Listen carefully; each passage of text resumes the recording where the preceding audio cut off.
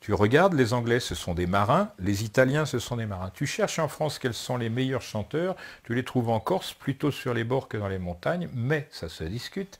Et surtout, tu vas en Bretagne, il y a les chants traditionnels bretons que personne actuellement n'a remis à la mode du jour.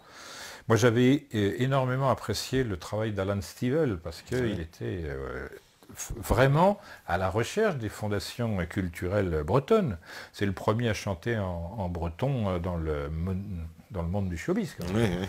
Voilà. Bon, ben, ce travail-là, s'il était fait, on s'apercevrait que ce que je dis maintenant, peut-être dans 25 ou 30 ans, est parfaitement cohérent et que tout se met bout à bout. Voilà. Donc on pourrait retrouver à travers, parce que si on s'intéressait vraiment justement précisément à la langue des oiseaux, il y a plein de choses qu'on pourrait retrouver C'est énorme dans toutes les dans langues. les noms. Voilà, parce que ça Dans voudrait toutes dire les que langues. ça a conservé une trace aussi bien dans les noms des Ouais, choses, dans bien les. sûr, Ouais. bien sûr. On s'intéresse très peu à cet aspect-là des Ben, choses. parce que l'université ne reconnaissant pas cette chose-là, elle la méprise, elle la met de côté, elle la piétine et c'est tout. Maintenant, on discute avec quelqu'un qui est historien de... Moi, j'ai rencontré Didier Kahn, historien de l'alchimie.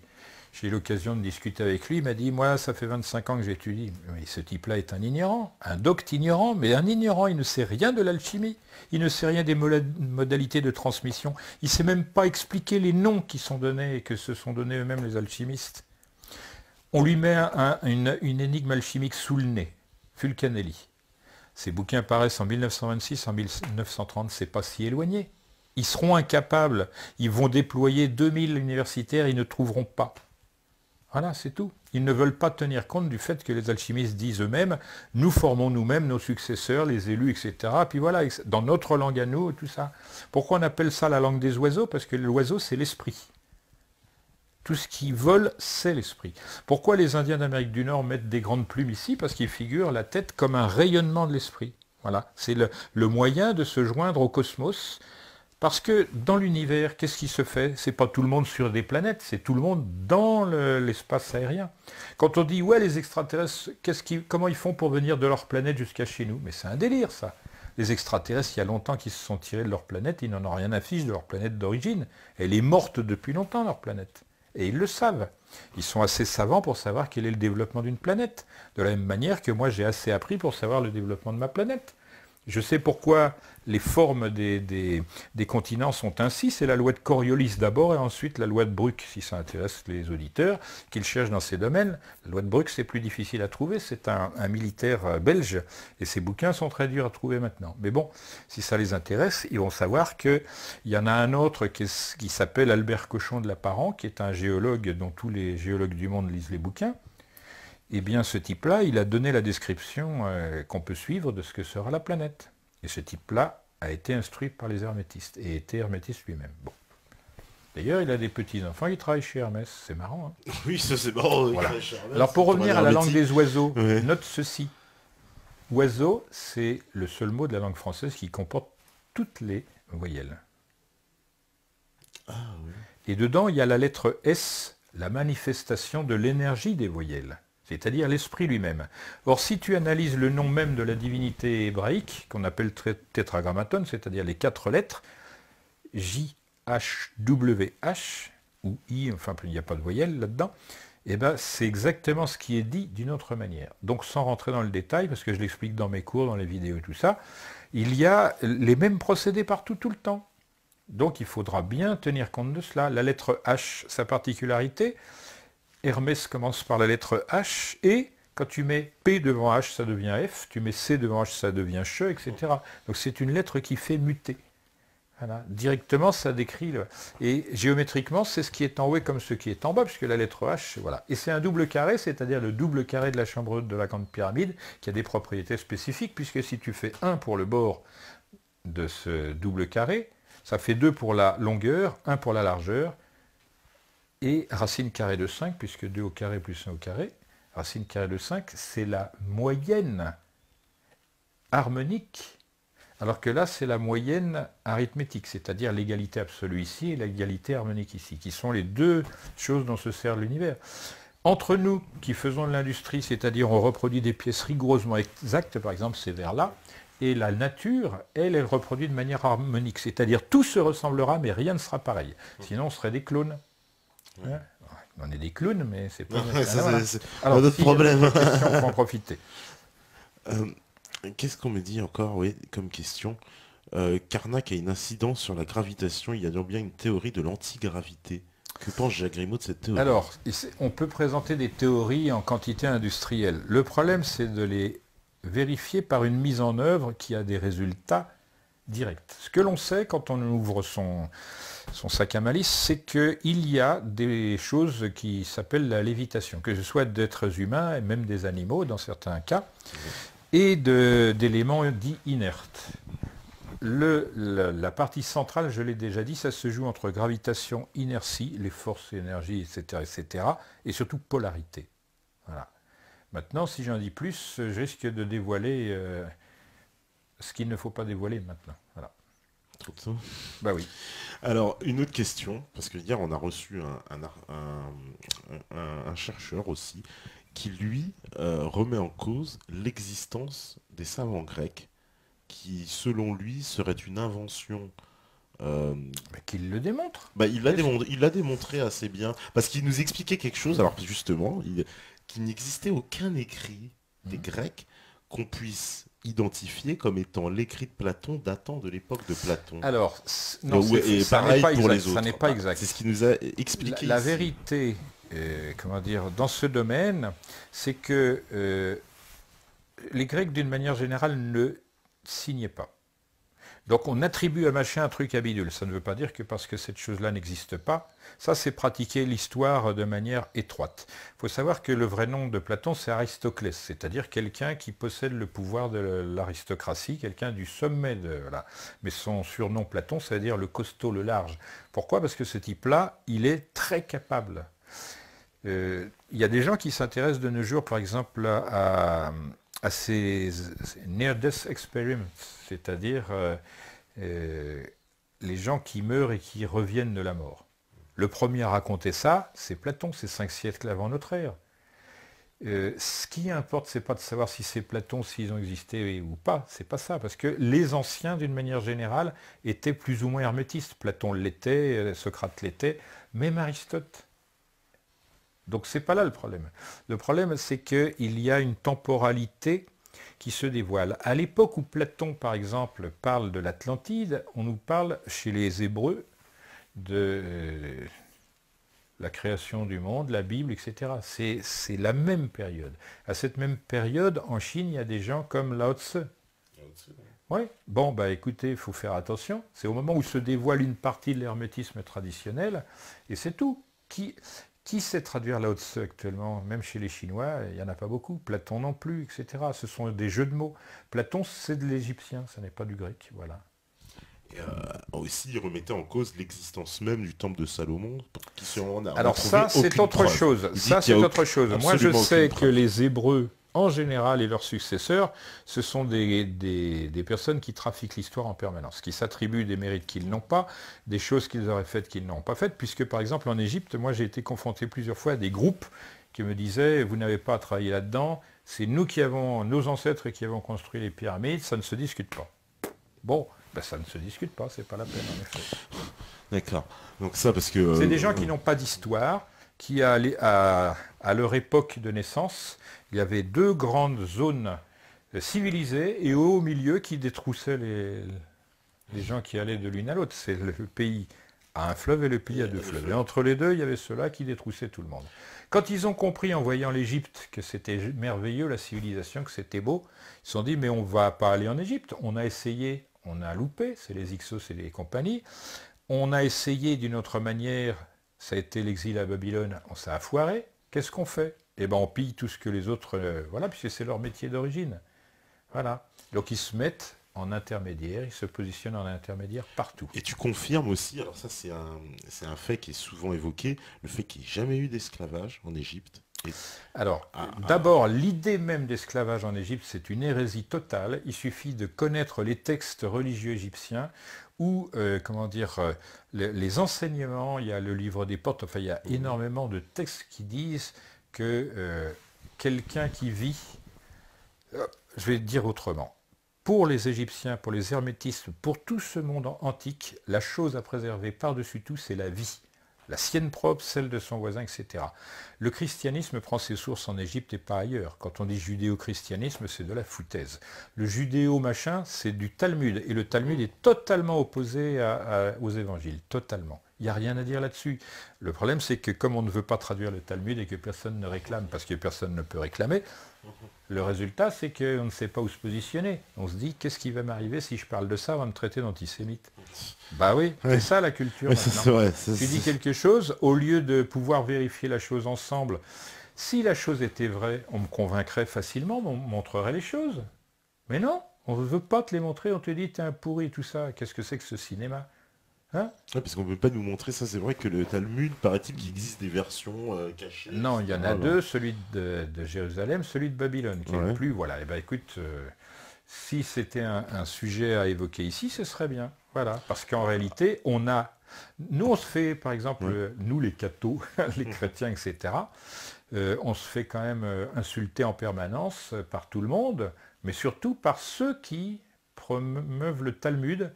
Mais on ne peut pas critiquer le Talmud puisqu'on n'a pas le droit à une... Voilà. C'est marrant quand même, parce que tous les gens qui se sont intéressés à l'histoire, quand ils ont lu le Talmud, ils ont changé d'opinion à l'égard de l'histoire.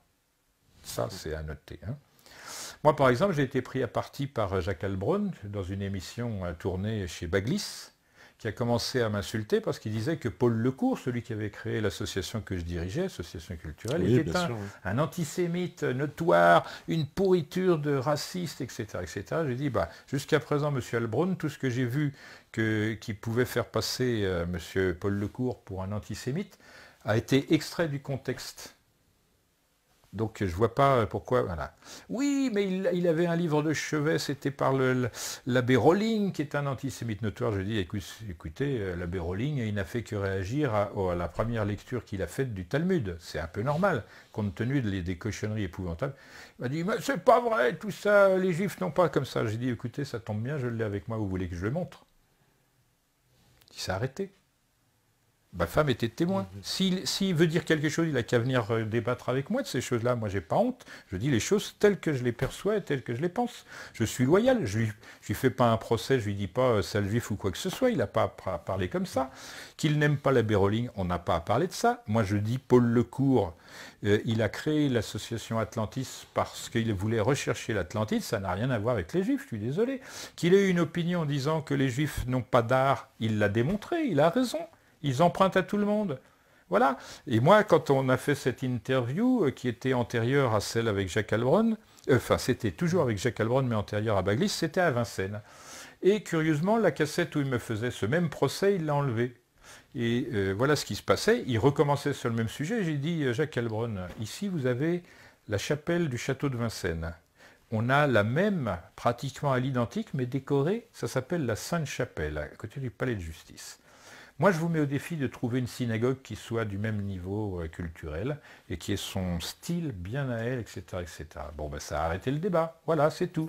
J'ai dit, on appelle art juif, c'est un art qui est constitué de je prends ici, je prends là, je fais mon trou parce que je choque machin, je truc bidule, mais en réalité, il n'y a rien. Je prends un exemple contemporain. On a eu une exposition de Bettina Reims, photographe. Qu'est-ce qu'elle montre? Le Christ la tête en bas, un Christ crucifié avec des seins et un soutien-gorge. Qu'est-ce que c'est que ce cinéma-là? Est-ce que c'est ça, l'art? Non, pas du tout. Ça, c'est de la provocation, c'est attiser des haines qui n'ont pas lieu d'être. Après, on vient se plaindre. Bon, voilà, tout ça, ça n'a pas lieu d'être dans une discussion, ceci dit, sur LRD. Ah ouais, il ne faut pas parler de ça. Ouh là là, on m'a dit. Non, moi, je parle de ce que je dois dire parce que c'est moi que cela concerne.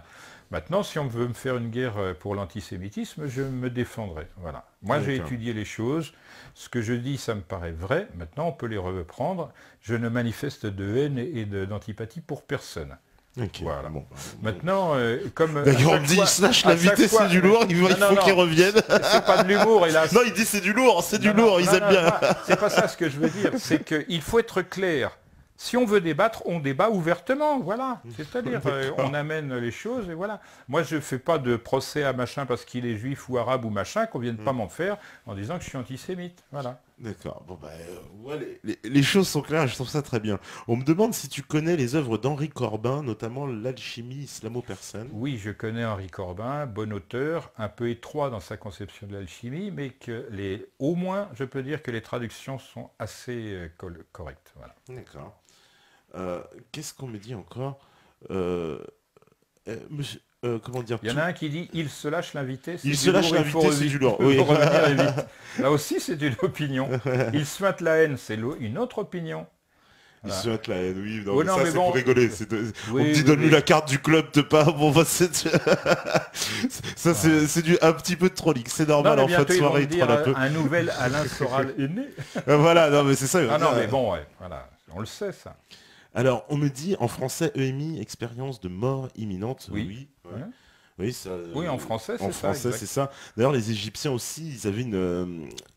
On sait que la momification, on la retrouve en Égypte, mais on la retrouve chez les Nazca aussi, On la chez retrouve chez les les Indiens d'Amérique, chez Chinois, les etc. Chinois. Alors, il faut savoir que chez les Indiens d'Inde aussi, mais qu'après, ils ont, comment dire, commencé à plutôt brûler les cadavres ou les laisser aux charognards.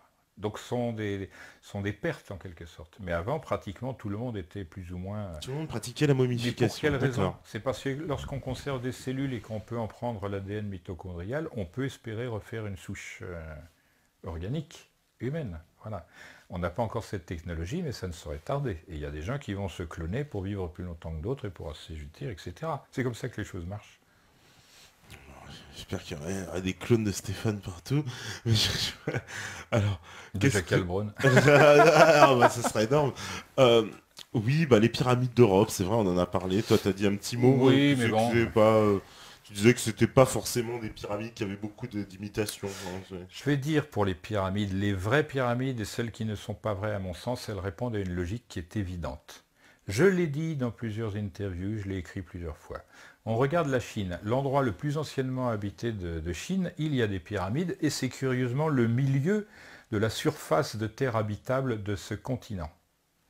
On regarde les Amériques, Amérique du Nord, Mésoamérique, Amérique du Sud, et on voit que c'est le centre, le Yucatan, qui accueille des pyramides, et le Guatemala, c'est-à-dire la zone centrale. On regarde le plateau européano-moyen-oriental africain, pouf, c'est Élysée, et donc la moitié de cette surface, voilà, c'est tout. Et il y a 3 grosses zones, le reste c'est accessoire. Voilà. D'accord. Donc les 3 grosses zones, c'est du Et Qatar, si on veut Gizeh et la être... Chine. Voilà. Mais il y avait une pyramide également qui a été attestée plusieurs fois à l'île de Pâques. Voilà. Donc il faut considérer que, grosso modo, les grandes pyramides sont liées par un cloisonnement géométrique particulier qui a été montré dans le film. Maintenant, il faut réfléchir à cela. Je rappelle que la liaison est donnée en 2 modes. Le mode de la carte classique, si je puis dire, à plat, et donc ça se lit à plat comme une carte ordinaire qu'on trouve dans les écoles. Ça, c'est une première démonstration de savoir, puisqu'après, on est obligé de lire en géodésique, c'est-à-dire sur une sphère. Donc ça a été laissé pour des gens qui étaient capables de commencer par la mappemonde, le style à plat, et l'autre sur le style volumétrique. Ouais. On me demande, c'est vrai, qu'est-ce que tu penses Donc, pour parler ouais. clair, un côté le style Mercator, et l'autre le style algébrique. Et... Oui. On me dit, qu'est-ce que tu penses du travail de Laurent Glosy et son livre L'Atlantide et les géants, ça. Je connais ce petit bouquin, et comment dire, il y a des bonnes choses et il y a des excès, parce que c'est teinté d'idéologie. Voilà. Mais c'est une étude approfondie, sérieuse, qui mériterait d'être la base d'un travail plus étendu. D'accord. Bon. Il y en a qui réclament encore ta venue, qui disent ah, il faut revenir pour des émissions. Bah, ce sera avec grand plaisir. Mais exactement. Et, sachez quand même qu'on a mis un temps épouvantable pour venir, parce qu'il y avait un temps épouvantable et des accidents épouvantables, c'est navrant, mais j'aurais souhaité pouvoir donner les 4 heures. Ah bah là on y est presque, hein. De toute façon, Bah, oui, écoute, il est 1 heure, on a fait les 4 heures. Tout Hein, le monde je te sait dis. que j'ai une grande autonomie, et j'avais fait ici et maintenant 6h30. Oui, oui, en plus. ça Oula, va. oula, oui, c'est mythique là. Je sais pas si Steph tiendra 6 heures. Fayot. Mais en tout cas, c'était Quel mythique. faillot. Non, non, c'est vrai, faut bien le dire. Alors, je vais aller Non, faire un petit tour chez les nouveaux Non. quand même. Je confirme, t'es pas faillot. Ah, merci. On me dit, la Lune est-elle creuse? C'est vrai ça? Non, il y a comment dire, des zones creuses, en effet, parce qu'il y a eu une activité volcanique et aquatique sur la Lune. Mais bon, le fait qu'elle s'est quand même pas mal voyagé, ben, on me posait la question, est-ce que vous connaissez le docteur Emmanuel Velikovsky? Il en parle assez bien de cela. Voilà. Dans la Lune, en effet, il y a des zones creuses. D'ailleurs, je crois savoir, me souvenir que Lunar Orbiter avait testé cela et qu'en effet, il y avait des échos multiples qui traduit, donc, selon la méthode du sonar, des cavités multiples. Voilà. D'accord. Et la Terre creuse, c'est crédible, Ça, pour moi, non. Non, pour moi, niet. D'accord, la théorie de la Elle, fameuse elle théorie est, de la elle Terre est creuse dans l'épaisseur de la croûte, mais à part ça, non. Hein. D'accord. Alors, je me trompe sur Gurdjieff? Qu'est-ce que j'ai dit de mal? Il se trompe sur Gurdjieff, ouais, je sais plus ce que tu as Non, dit mais sur bon, oui, Gurdjieff. c'est bon, ouais, bon, d'accord. Voilà. Alors, dernière Je dis ce que je souhaite dire, question. par ailleurs. Allez-y, profitez-en, c'est les dernières. Ah là, on me dit Luc Biget, ouais. Vous connaissez? Non, mais on me met Zakaria Sitchin, les Anunnaki. Oui, Zakaria les aliens. Sitchin, oui, c'est pas. Alors, On me le sort souvent celui-là. c'est les comme Anunnaki, Anton Parks. Oui, Anton Parks. J'estime beaucoup la qualité de ses travaux. Ça ne veut pas dire pour autant que j'y adhère. Comme j'ai dit, ma manière de faire, c'est j'encourage le travail et je tape sur tout ce qui est amoral, déloyal, pourri pour les trolls, donc sans réserve. Même si physiquement ça les intéressait, moi je suis toujours prêt. Bon, non, non, sérieux, je le dis parce qu'il y en a qui me menacent et tout. Bon, pas de problème, moi je... Hein voilà.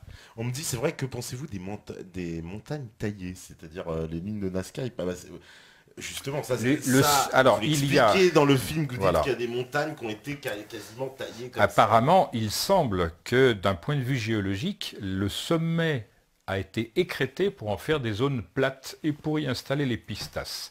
Et en effet, on ne voit pas ça du sol. Donc les pistas étaient visibles seulement du ciel. À quoi ça sert? Si au sol on ne voit pas la chose, c'est ça la question. Ensuite, il y a de très longues lignes parfaitement rectilignes sur des dizaines de kilomètres. Oui, il y en a une qui fait 30 km, je crois. Il y a plus que cela en réalité, il y a plus de 2700 km entre le Pérou et la Bolivie, on en parlera. Donc, et l'intérêt c'est de savoir qu'au bout de les deux bouts de cette ligne sont occupés d'un côté par une mine d'argent et de l'autre côté par une mine d'or. On ne voit pas la relation de pourquoi faire une ligne entre une ligne droite, ça veut dire que ces gens-là, on ne sait pas ce qu'ils faisaient, mais à part extraire des métaux, voilà. Alors, on va me dire, mais attendez, les métaux, on les fabrique, et on a raison de dire ça, on les fabrique dans l'espace. On prend tout ce qui traîne et on reconstitue. Mais là, il y a une chose que les gens ne savent pas et qui conditionne l'alchimie. Les produits vivants sont tous impurs, et ces impuretés travaillent pour la réalisation de choses qui ne se font pas dans les choses pures. Chimiquement, on n'y arrivera pas. Ça s'appelle d'un nom catalyseur. Si on ne connaît pas le rôle des catalyseurs, en chimie, ou même en physique, aucun résultat vivant. Voilà, la chose est réglée. Allez, une dernière encore, on me dit, hier c'était Boutamina a développé une thèse avec les djinns et Salomon, bah on en a parlé mon cher, on a posé la question. Salomon pour moi c'est un personnage de légende et le temple et tout cela c'est c'est une construction pseudo-historique.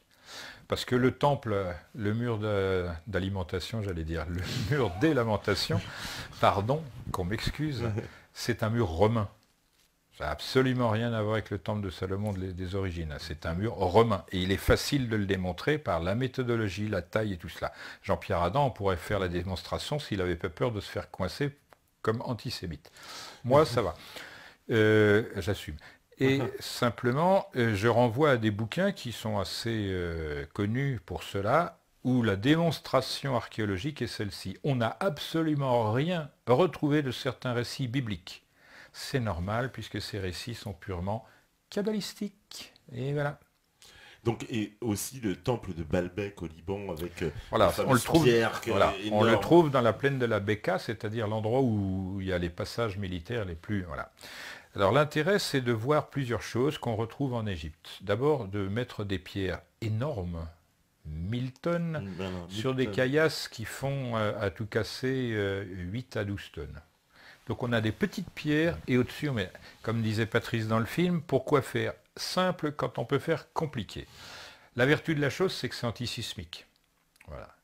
C'est comme quand on retire la nappe et qu'il y a des grosses soupières en dessous, si on s'y prend bien, on tire, la soupière reste et le drap s'en va.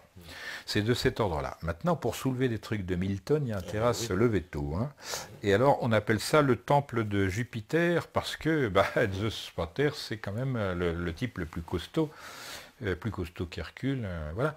Et donc il y a bien des raisons à cela. Il faut savoir que Baalbek, ça veut dire quelque chose. Baal, c'est les seigneurs. Maintenant, quelqu'un qui voudrait traduire, il comprendrait ma pensée. Et il s'intéresserait dès lors au djinn et au Coran. Voilà. Ouais, tu parles comme un ancien, il faut que je décrypte, c'est ça? Non, je donne des pistes, chacun prend sa piste, et ça, parce que sinon c'est toujours tout le monde sur la même chose, ça ne sert à rien. Alors, que pense-t-il de la descendance directe du roi Salomon et de la reine de Saba, Haïlé Sélassié, empereur d'Éthiopie? Ouais. Alors, il y a une partie, on connaît les Falachas, qui sont des juifs authentiques, bien qu'ils soient noirs de peau. Je rappelle que pour les écrits bibliques, il est un récit qui commence comme ça, elle est noire mais elle est belle. Nous sommes d'accord, ça s'appelle le Cantique des Cantiques. Eh bien, il faut voir que être juif, ça n'a aucun sens. Être judéen, ça en a, mais juif, ça ne veut rien dire. C'est un mot qui a été inventé en Angleterre dans les années 1870-1880 pour des raisons, politiques. Donc, il faut bien revenir aux sources historiques, géographiques, culturelles, etc. Éthiope, chez les anciens, ça veut dire noir, tout bêtement. De la même manière, Inde. Inde, ça veut dire coloré, sombre. C'est pareil, voilà. Donc les Indiens, quand Colomb, qui est juif, Christophe Colomb est juif, il n'est pas le seul sur les 3 bateaux à aller en Amérique future, eh bien, ils recherchent des choses qu'ils ont notées dans leur tradition. Alors je dirais, attention, la tradition est très probablement juste, mais incomplète. Première chose. Deuxièmement, il faut la comprendre pour vraiment savoir de quoi il est question. Ce n'est pas la Kabbale moderne, celle de Madonna et autres zozoteries comme ça, qui va permettre, c'est la Kabbale vraie, c'est-à-dire la Kabbale des Égyptiens. La Kabbale hébraïque, elle est faite sur des lettres dites hébraïques qui sont en réalité à l'origine des cunéiformes des Mésopotamiens, avec une méthode de lecture qui émane de la glyptique égyptienne. Donc il faut bien être attentif à cela. De toute façon, toutes ces écritures sont des chiffres en même temps. Et c'est là-dedans que la Kabbale peut peut-être dire des choses. Mais la Kabbale française est au moins aussi performante. Voilà. Donc viendra un moment où ces choses seront rassemblées, confrontées, mais pas seulement. Elles seront comparées et on verra que chacune a son efficacité, sa nécessité. Mais il ne s'agira pas de dire machin est supérieur à truc ou plus ancien et tout ça. Ça n'a pas de sens. Voilà. La réalité, c'est qu'à la base de toutes les langues, il y a la même chose. C'est ce substrat qu'il faut aller chercher. On me dit un rapport avec la théorie Zulu-Lassan sur les premiers Israélites noirs. Ça représente quoi, les premiers Israélites noirs dans l'histoire des hommes? Je sais pas. Moi non plus, tiens, allez hop. On me dit, alors, que pensez-vous de David Icke et de ses hypothèses? C'est vrai. Là-dedans, il y a beaucoup d'informations et beaucoup d'âneries, mais il faut savoir choisir et aller chercher ce qui est bon et ce qui ne l'est pas. Ouais. Voilà, c'est le légendaire moderne aussi. Hein. Qu'est-ce qu'on me dit aussi L'être humain est-il en train d'entrer dans une phase d'élévation spirituelle? Il y a beaucoup de gens qui demandent ça. Il y a dans tous les phénomènes dits évolutifs par le classique des sciences, en réalité 2 choses. Il y a des gens qui évoluent et d'autres qui régressent. Actuellement, je pense qu'il y a beaucoup plus de naissances évolutives dans le sens de la perception de l'aspect exceptionnel de la vie spirituelle incarner toutes ces choses-là, mais il y a aussi de l'autre côté une chape épouvantable d'un matérialisme odieux qui fait souffrir énormément de monde. Le problème, c'est que comme tout est orienté vers ce matérialisme à très peu de choses près, ces gens-là n'arrivent pas à en sortir. Ils ont peur, par exemple, moi on me traite de gourou de secte. Moi, au contraire, je prône le libre arbitre, le choix personnel, la recherche active de critères solides, valables pour soi-même, etc. Et toutes les personnes qui viennent me voir, je leur dis, mettez-vous au centre de vous-même. Vous avez des difficultés parce que vous n'êtes pas adapté au monde moderne, il ne vous plaît pas et je le comprends. Maintenant, je n'ai pas de modèle à vous offrir, il faut que vous cherchiez le chemin et que vous y teniez jusqu'à ce que vous le trouviez. Quand vous l'aurez trouvé, vous serez libéré, mais ça comporte des risques élevés. Tout le monde n'est pas capable d'être marginal, tout le monde n'est pas capable d'être intégré au système, et c'est là la plus grande souffrance. Mais il y en a de plus en plus, il suffit de lire l'Internet, et on voit que ça se cristallise autour de certains thèmes. Hein. Et alors, voilà, on me dit je ne me lasse pas de vous écouter. Merci d'être venu et j'espère que vous reviendrez pour un deuxième opus. C'est vrai, petite question subsidiaire parce que Oui. quand même celle-là on me l'a posée plusieurs fois. Tu penses quoi du récentisme? Que ça a besoin d'être solidement étayé. Je pense qu'il y a du vrai dedans, mais comme l'individu qui parlait des Grecs qui n'ont pas existé, je dis faites bien attention à ce que vous dites, parce que ça c'est l'histoire événementielle. L'histoire, la vraie, ça s'appelle métahistoire, c'est l'incarnation des rythmes universels dans l'histoire humaine spécifique et terrestre. Donc se méfier. Je sais que ce que je dis est à peine compréhensible, mais le récentisme poubelle, sujet suivant. Il a raison. Eh ben, il a versé. Ok, merci beaucoup. Alors, monsieur l'invité, se sent-il investi d'une mission sur l'humanité? Non, pas peu précisément. Pour dire, si c'est des gens que comme lui, je ne sais même pas si ça vaudrait la peine. Bon, allez, je blague. Ok, mais je dis vrai quand même. Eh ben écoute, on va rendre l'antenne de toute façon. Ah oui, attends, il y a encore qu'est-ce qui arrive qu'on me dit? Christophe Colomb, juif, il est catho? Non, c'est la reine d'Espagne qui avait dit, les juifs, vous partez à telle date, si ça n'est pas le fait, vous serez obligé de vous convertir, il n'a pas souhaité, il s'est barré. Voilà. Christophe Colomb. Mais ça commence à se savoir. Hein. Ouais. Surtout, et tu connais pas le livre La clé d'Iram de Christopher Christopher Knight, Robert Lemas, ouais. C'est crédible, ils disent l'Amérique écoute, je ne suis pas bon juge de tout par le fait qu'il y a énormément de livres que je n'ai pas lus. Mais les thématiques sont porteuses. Et maintenant, c'est pour ça que j'encourage tout le monde à affiner ses critères. C'est ça, moi je vois les années à venir comme un enrichissement, parce que tout le monde va pouvoir échanger sur le vrai, le juste, le bon. Voilà. Par exemple, moi j'ai toujours parlé des droits de l'âme et pas de l'homme, parce que je défends la vie animale, végétale, voire même minérale. Et voilà, c'est tout. C'est un point de vue à l'ancienne, si je puis dire, mais je ne peux pas m'en éloigner. Je ne peux pas défendre l'homme seul. Quand je vois des animaux qui souffrent de la bêtise, de la violence des hommes, ça me révolte. Voilà. D'ailleurs, peut-être c'est la seule raison pour être meurtrier pour moi. C'est vraiment... tu vois jusqu'au... Hein, je ne vais pas baisser ma culotte, mais je dis vraiment les choses. On me parle, c'est vrai, les questions subsidiaires, les dernières, les cartes de Piri Reis, elles sont crédibles? Les fameuses cartes que retrouvées... ça s'appelle des portulans, première chose. C'est-à-dire que ça servait à des marins. Oui. Les marins, à cette époque-là, ils se servaient de boussole et surtout de la rose des vents, c'est-à-dire l'orientation dans le moment de la journée, etc., etc. Ce qui était intéressant, c'est que les bouquins qui ont été écrits, c'est par, d'un côté, un marin, un cartographe de la marine américaine, de l'armée, hein, d'un côté, et puis Paul-Émile Victor de l'autre. Et ces bouquins-là ont eu très peu de diffusion, malgré tout. Pourtant, celui de l'américain, il a été préfacé par un dénommé Albert Einstein. On s'étonne que, tiens, brusquement, on n'en fasse pas état. Oui, ce sont des cartes vraies. C'est au musée Topkapi à Istanbul. Donc ouais. Voilà, c'est ça. Et c'est aussi bien d'aller voir Sainte-Sophie et ce musée-là que toute autre chose. Il y a Göbekli Tepe aussi, cette ville. Göbekli Tepe, c'est et également en Turquie. C'est un site ancien, mais par rapport à ceux qui vont apparaître dans les années à venir, on va dire, c'est récent. D'accord, voilà. Mon Dieu, des choses à suivre. Ouais. En tout cas, merci beaucoup à Jacques d'être venu à la Libre. Alors moi, je te remercie vivement pour cette raison suivante, c'est que je t'ai coupé énormément dans ton développement. Non pas pour te frustrer, mais parce que je pensais qu'il était important de répondre aussi vite que possible. Ah ben on a répondu au maximum de questions là, je crois que là voilà. Mais que tout le monde sache que je viens, il suffit de le demander et je suis à votre disposition. Maintenant il faut trouver le moment.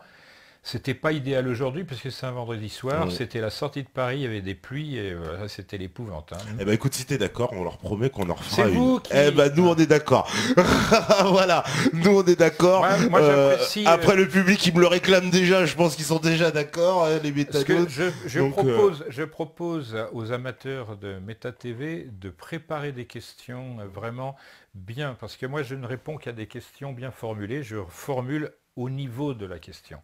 Si on me dit que pensez-vous de machin, je donne une opinion, mais si on me dit est-ce que ceci sur la personne. Exactement. Voilà. Donc la prochaine fois, aiguisez vos questions encore plus pour la prochaine édition. À l'heure.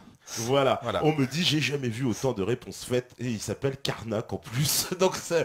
voilà. Bon, bah, Ah, il y en a qui ont le sens de la chose. ah bah ils ont tous, hein, le Buraliste, Nico Dulotte, Sanatana, Bluesman, Cafou, Bryce 22, Fred Depot, Nicolas, Alors, Kenelra, tu Vopossum. me permets de terminer, puisque la vas-y. plupart je ne les connais pas, Oui. en souhaitant meilleures fêtes de Noël, de fin d'année, de Noël, etc., etc. Puis à l'année prochaine, parce que je pense qu'on n'aura pas le temps Ah d'en bah faire là ce d'ici sera là. l'année prochaine. Ouais. Voilà, et vous pareil à Meta TV, parce que le peu que je connais de vous, ça m'apparaît être un nid de grand intérêt, avec beaucoup de courage. Hein, parce que là, j'ai un peu déblatéré, on va dire encore antisémite. Ça.